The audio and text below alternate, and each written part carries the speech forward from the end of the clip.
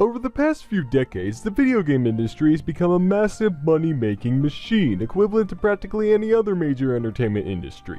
Within this business are the publishers and developers that create the interactive experiences for the gamers to enjoy. And for what I've seen, there are two kinds of these publishers/developers. There's the good kind, which consists of a group of people who want to make money but also love to make video games, respect their customers so as to form a strong connection with them, and make sure their products are at their utmost quality.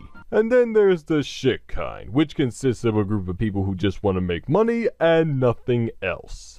The shittiness of these companies tends to vary, but no matter what, it makes them shitty companies. They also tend to cause big stinks for a similar amount of varying reasons, and that's where I come in. Today, I'm introducing another category of controversies where I expose the wrongdoings of these shitty companies for your knowledge/entertainment. Here, any company, alive or dead, is fair game, as long as they did something that someone didn't think was a good thing. You may even see some of the good companies here too, who knows? Anyway, the first company to take the spotlight was a well-known third-party developer that got a little too cheap for its own good. These guys were Silicon Knights, and they caused a company controversy.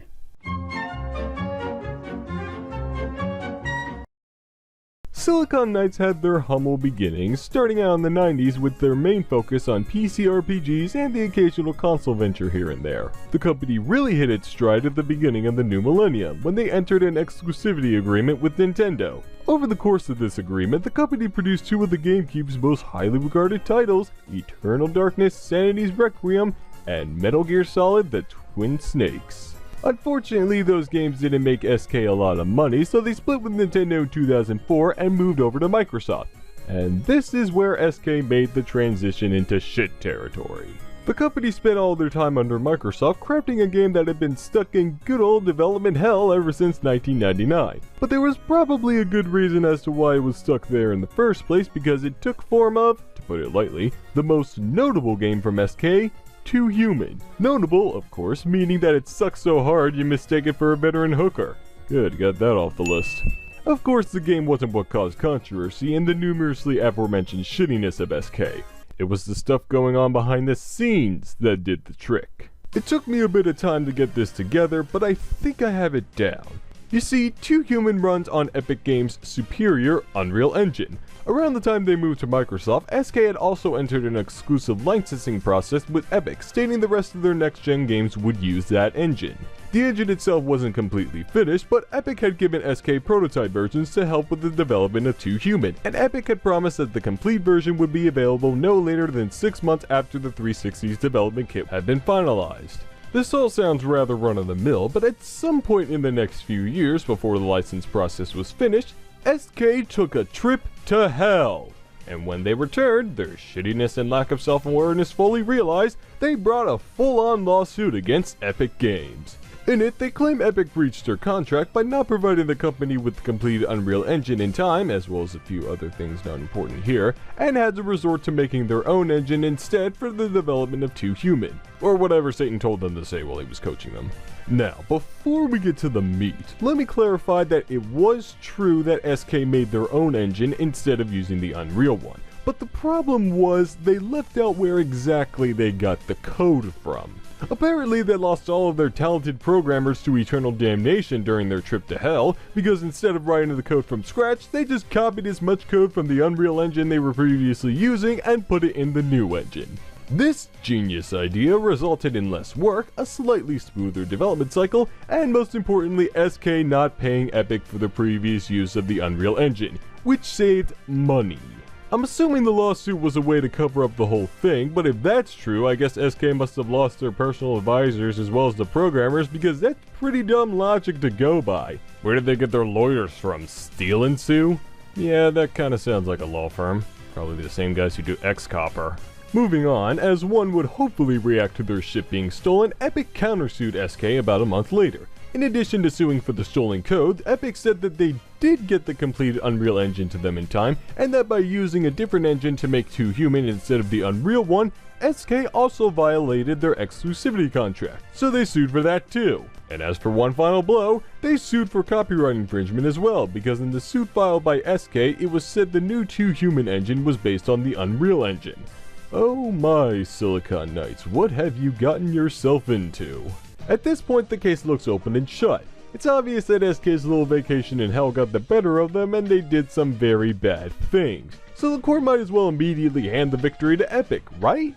Well, try telling that to the United States District Court for the Eastern District of North Carolina, because this case stretched itself out for almost half a decade. I'm no law major, although I do watch Law & Order 5 times a day, so I'm pretty sure it couldn't be that hard to be one. But really? 5 years for a jury to decide on this? Screw that. If I was one of the judges, I'd take one look at SK and go, no! No! No! You don't do that! It was during this downtime that SK partnered up with another hell visitor, Activision, and released another game in 2011. The game in question was X-Men Destiny, which was so unbelievably shitty you mistake it for a kid with cholera. Man, I am on a roll here. How a developer released a game under these circumstances by using the same exact engine they put the stolen code into while still calling it the Unreal Engine even though it wasn't, is beyond me. This certainly wasn't stopping anyone from thinking the case would end up being privately settled though, like with the infuriating Wankers fiasco. Luckily, less than a year after this game was released, the jury finally made a decision, and as expected, they sided with Epic on all of their claims. As punishment, SK had been subsequently ordered to pay Epic nearly $4.5 million in damages. While this did look bad for SK, don't worry, they'd get compensated for their claims too. Yep, the court was nice enough to give the company a head start on paying this new debt by giving them a grand total of $1. But this wasn't just any ordinary dollar, it was an invisible dollar, the kind that somehow never ends up where it's supposed to go. You'd probably call this harsh, but considering that SK actually wanted $58 million in damages if they won, it's not too much of a surprise. And now we've come to the pivotal what happens next moment. Well, as it turns out, SK didn't have enough green to pay off Epic.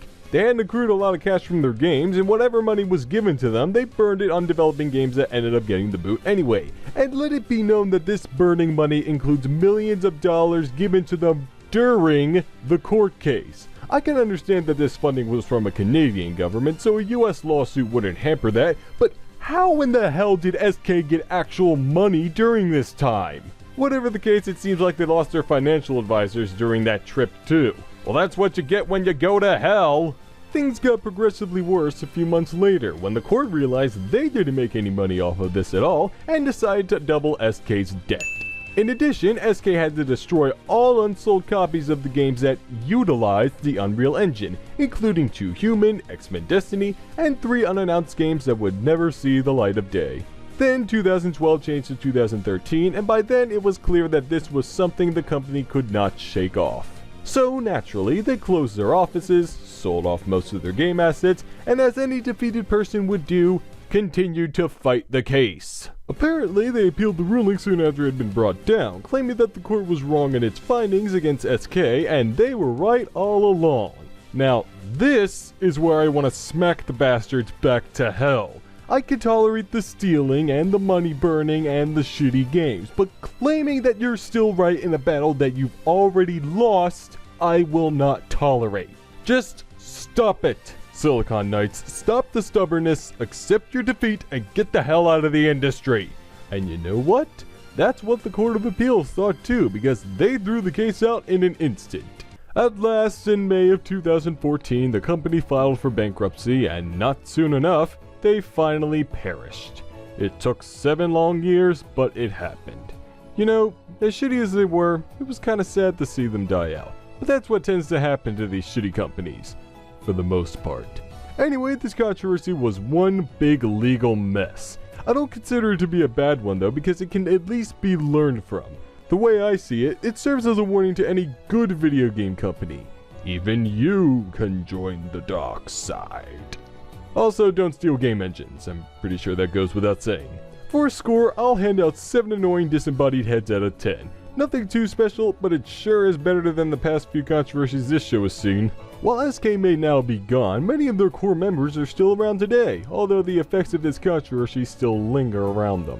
One of these members, Dennis Dyack, founded 2 new development studios, one now defunct, and started creating Shadow of the Eternals, the spiritual successor to SK's past title Eternal Darkness. However, that game is experiencing its own development hell, and it's rather unclear if the game will ever get a release, even though they're apparently still hard at work on it. Oh well, at least it seems these idiots can't cause any more trouble. Ah, shit.